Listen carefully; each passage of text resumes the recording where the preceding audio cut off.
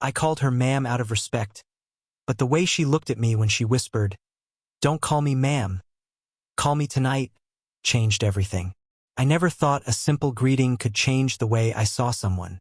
It happened on an ordinary afternoon, one of those days where the air feels heavy with routine and nothing extraordinary seems bound to happen. I was running an errand, distracted. When I first saw her, she carried herself differently from anyone else in the room. Her presence wasn't loud, but it was undeniable, like the quiet gravity of the moon pulling at the tide. I greeted her politely, almost instinctively, with the word that slipped naturally from my mouth whenever I spoke to women older than me. "Good afternoon, ma'am." I meant it as respect, but the reaction it drew from her was anything but ordinary. For a moment, she froze. Then, slowly, a smile curved across her lips. Not the polite kind of smile people use out of courtesy. This one was softer, layered with something I couldn't immediately name. It was amusement, yes, but also a touch of defiance, like I had said something she wanted to undo. She tilted her head slightly, her eyes narrowing just enough to let me know she was measuring me. Or maybe the word I'd chosen. "Ma'am?" she repeated, her voice carrying both warmth and playfulness. "You make me sound so old." I stammered, trying to backtrack, but she waved her hand as though brushing away the apology before it even left my lips. The movement was graceful, deliberate, the kind of gesture that told me she was comfortable commanding the space around her without effort. What I remember most vividly wasn't just her words, but the way she looked at me as she said them. Her gaze lingered, steady, holding mine for a second too long to be casual. It was the kind of look that made the air between us shift, as if something invisible had just passed from her to me. The scent of her perfume drifted faintly, subtle but intoxicating, floral, with a hint of spice, the kind of fragrance that stays with you long after the person has walked away. Even the sound of her voice lingered in my chest. There was a texture to it, rich and warm, like velvet brushing against bare skin. I noticed details I probably shouldn't have focused on, the way the light from the window caught in her hair, how her laugh started low in her throat before blossoming into something melodic, the kind of laugh that makes you want to keep saying things just to hear it again. And yet, beneath her confidence, there was something else. A quiet vulnerability in her eyes, quickly hidden, as though she was daring me to see past the exterior she carried so easily. It was fleeting, but enough to make me curious. Enough to plant the seed of wanting to know her, not just as the woman who corrected me for calling her ma'am, but as someone with a story I hadn't yet been told. I didn't realize it then, but that small exchange marked the beginning of something that would grow in ways I never expected. A smile, a word, a lingering look. That was all it took for ordinary to become unforgettable. After that first encounter, I found myself looking forward to seeing her again. At first, I told myself it was nothing, just curiosity, just the aftertaste of a playful correction that stuck in my mind. But the truth was, she had unsettled something in me. A single word, "ma'am," had opened a door I hadn't known existed. The next time we spoke, the atmosphere was different. It wasn't forced, and it didn't feel like small talk. She asked me a simple question about my studies, my work, maybe even my plans, and I answered honestly.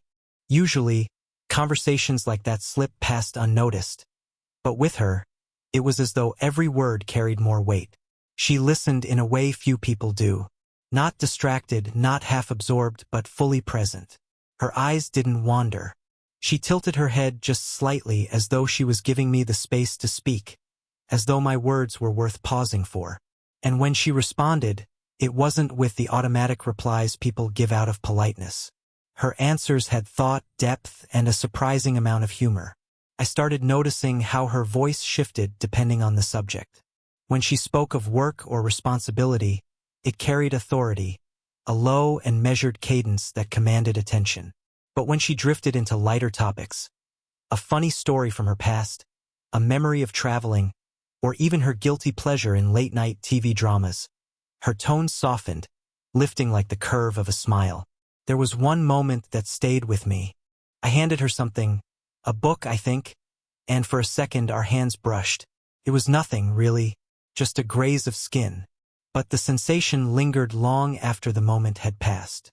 Her fingers were warm, and the touch was brief enough to be accidental yet slow enough to make me wonder if she noticed it too. Her laugh became something I wanted to hear again and again. It wasn't loud or exaggerated, but quiet, intimate. The kind of laugh that pulls you in and makes you feel like you're the only one who caused it. Once, when I teased her about something trivial, she pressed her fingers lightly against her lips as she laughed, and that gesture alone, so simple, so human, felt disarmingly graceful. And then there were her silences. Not awkward pauses, but moments when the air seemed to thicken with what neither of us was saying. She would glance down, then look back at me, her eyes brighter than the words she left unspoken. In those silences, I felt closer to her than in the sentences we strung together. Each conversation built on the last, like carefully laid stones forming a path toward something I didn't yet understand. What I did know was this. I was no longer speaking to her out of courtesy. I was speaking to her because I wanted to, because there was something about the way she made the ordinary feel extraordinary. And as I walked away that day, the sound of her voice still lingered in my ears. It wasn't just the words she said. It was how she said them, how they stayed with me, how they made me feel seen in a way I hadn't expected. Our conversations had begun to develop a rhythm, a gentle ebb and flow of words, laughter, and unspoken understanding. I felt more comfortable around her, yet a quiet tension had started to form, subtle but persistent, like the faint electricity in the air before a summer storm. I couldn't quite name it, but every time our eyes met, my chest would tighten, my pulse would quicken, and I'd catch myself smiling for no reason at all. It was during one of these light-hearted exchanges that it happened. I teased her, perhaps too playfully, calling her ma'am once again. I thought she would laugh, correct me as before, and we would move on. But this time, her reaction was different. She leaned in slightly, her eyes glinting with mischief, and I noticed the faint warmth of her presence closer than before. Her voice lowered, soft and velvety, and she said words that made my heart skip. "Don't call me ma'am. Call me tonight." Time seemed to pause.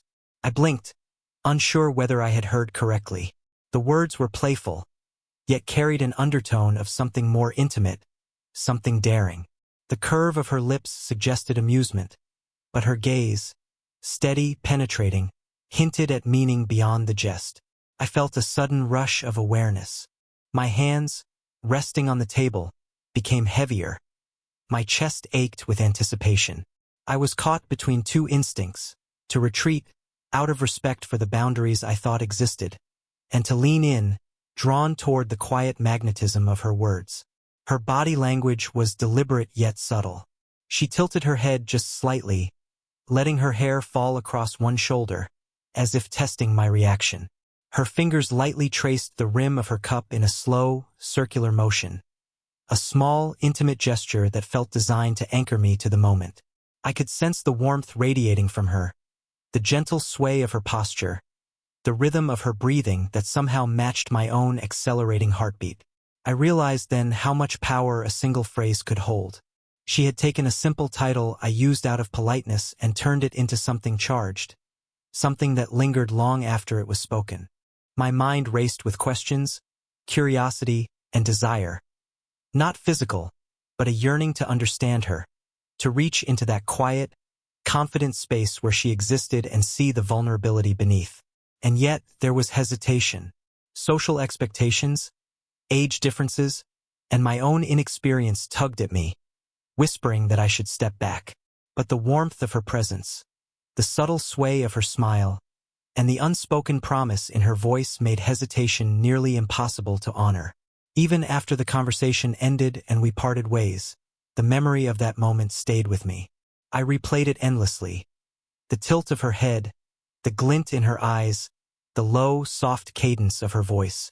It was a spark that had been struck, igniting a slow-burning fire I hadn't anticipated. For the first time, I understood that attraction could exist in the quietest of moments. In a glance, a tone, a phrase whispered just close enough to feel like a secret meant only for me. That night, as I walked home, I knew our connection had shifted, subtly, irrevocably, and that the story of us was only beginning. For days after her playful invitation, my mind refused to rest. Every time I thought about it, a mix of excitement and nervousness surged through me, leaving me uncertain of what to do next. Should I call her tonight, as she had suggested? Or would that cross an invisible line I wasn't ready to breach? The thought alone made my chest tighten. I replayed her words endlessly in my head. Don't call me ma'am. Call me tonight.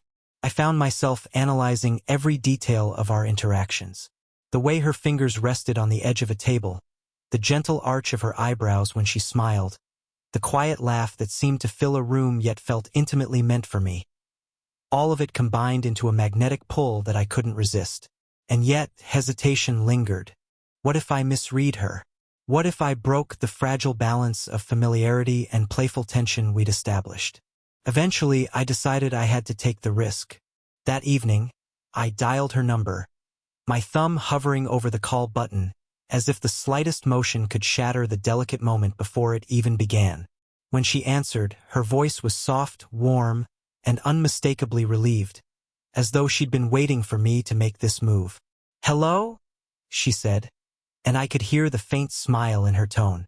"Hi," I replied, my own voice sounding foreign to me.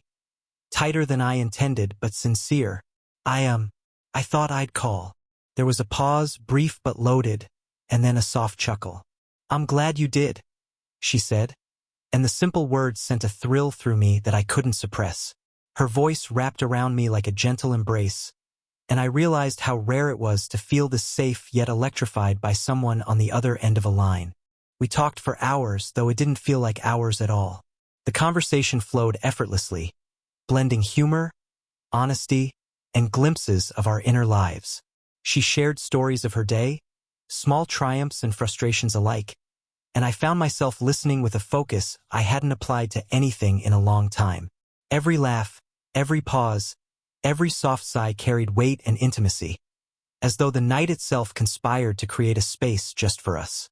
I noticed her subtleties, the way her voice softened when she recounted something personal, the slight hesitation before she laughed at herself, the small intake of breath when she said something she perhaps didn't usually share. Each nuance made me feel closer to her, closer than I expected, and every word exchanged created a sense of quiet trust. By the time the call ended, I felt a shift within myself. I realized that taking the step to cross the line of formal interaction had opened a new chapter in our connection. The playful tension had deepened into genuine closeness. Her presence, even over the phone, had become a tangible warmth in my chest, a quiet, steady reminder that something meaningful was beginning between us.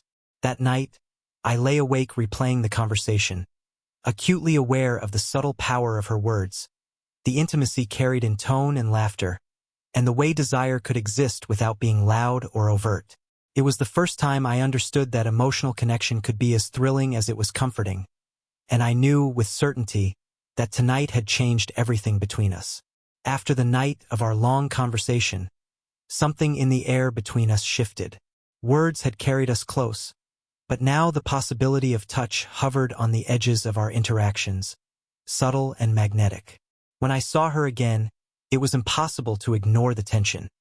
Not awkward, but alive, a current that threaded through each glance, each smile, each pause in conversation. We met for coffee at a quiet little cafe she loved, tucked into a corner where the late afternoon sunlight spilled across worn wooden tables. I noticed how the light caught the soft highlights in her hair, illuminating her profile, and for a moment, I almost forgot to speak. She smiled at me, an easy, effortless curve of her lips, and I realized she had that effect on me often. A stilling of the world, a focus on her that left everything else dimmed in comparison. The conversation began lightly, about trivial things. The weather, a book she had been reading, the taste of a new pastry. Yet beneath the surface, every word carried a subtle rhythm of expectation. Our hands brushed once while reaching for the sugar packets. Just a fleeting touch, almost accidental, but it lingered in my mind like a soft echo. I felt warmth spread along my arm, a quiet thrill, and noticed her fingers had hesitated just a moment before pulling back, as if savoring the connection too. We moved our chairs slightly closer to one another, drawn by an invisible gravity neither of us acknowledged aloud. She laughed at a joke I made, and without thinking, she reached out, lightly resting her hand on my forearm. It was deliberate, gentle, and incredibly intimate in its simplicity. Her skin was warm against mine, and the contact sent a shiver of awareness through me. Not desire, but recognition that our connection had crossed into a space more personal, more tender. Her eyes met mine as she held my arm, soft and steady. No words were necessary. The warmth of her touch and the slight tilt of her head spoke volumes. I realized she trusted me, even in this small act, and the trust itself became almost sacred. The cafe noise faded. The hum of conversation around us became background music to the quiet intensity between our two bodies. We continued to talk, her hand occasionally brushing mine, fingers grazing lightly as if testing boundaries. Each touch carried weight, a silent affirmation that our closeness was mutual, respected, and deeply felt. I became aware of the subtle details I hadn't noticed before, the way her shoulder brushed against mine when she leaned in to examine something, the softness of her wrist beneath my hand, the warmth radiating from her presence. By the time we left the cafe, the world outside felt sharper, brighter, yet intimate in a way only shared moments can make it. We walked together, close but not touching overtly, the air around us buzzing with quiet anticipation. Every glance, every subtle movement, seemed charged with unspoken meaning. That day, I realized that romance isn't always about grand gestures. It is in the simplicity of a hand on an arm, a gentle closeness, a smile that says more than words ever could. In that first, careful touch, I felt the unspoken promise of what could grow between us. A slow-burning intimacy that neither rushed nor faltered, a tenderness that lingered long after the moment ended. After that first gentle touch, our connection deepened in ways I hadn't anticipated. The intimacy we shared wasn't loud or overt. It was quiet, woven into the spaces between words, in the glances we exchanged, in the brush of a hand or the shared silence at the end of a sentence. Yet, I could feel a tension building beneath the surface, one that neither of us had dared to name. One evening, we found ourselves walking together along a quiet street, the golden light of dusk spilling over the pavement, painting the world in warm shades. The air was still, carrying the faint scent of blooming flowers and the distant hum of evening traffic. For the first time, she spoke in a way that revealed not her wit or playfulness, but her vulnerability. "I sometimes wonder if I'm doing the right thing," she said softly, her voice almost lost to the gentle wind. I turned to her, sensing the weight behind the words. She hesitated, her fingers brushing lightly against her own arm as if seeking comfort. I haven't felt this way in a long time, about anyone, and I don't know if it's wise or fair, or even possible." Her confession struck me with the force of honesty. I realized then how deeply she had allowed herself to be guarded, how carefully she had protected her heart. And yet, here she was, sharing it with me, trusting me with the fragile parts she usually kept hidden. I reached out, lightly placing my hand over hers. The contact was slow, tentative, but deliberate. I didn't need to speak. The touch itself carried the message I wanted her to hear. "I see you. I understand you. I am here." The warmth of her skin through the thin fabric of her sleeve sent a shiver of awareness through me. Not desire, but the profound intimacy of being chosen, being trusted. Her eyes met mine, glistening in the fading sunlight, and for a moment, the world seemed to shrink to the space between us. "I'm afraid," she admitted, her voice barely above a whisper. "Afraid of what people might think, and afraid of how much I want you." I took a steadying breath, letting her words sink in. I didn't offer empty reassurances. I didn't try to erase her fears. Instead, I mirrored her honesty. "I'm afraid too," I said quietly. "Afraid of making mistakes. Afraid of hurting you. Afraid of not knowing the right way to be close. But I want to be here, with you, in whatever way you'll let me." For a long moment, we simply stood there, hands lightly touching, our breaths mingling in the cool evening air. The tension of unspoken desire, of hesitant longing, hung between us like delicate glass, fragile, beautiful, full of promise. And in that silence, I realized that love wasn't about rushing, about conquering fears all at once. It was about presence, patience, and the courage to be vulnerable together. When she finally leaned slightly toward me, resting her head gently against my shoulder, it wasn't an act of surrender, but of trust.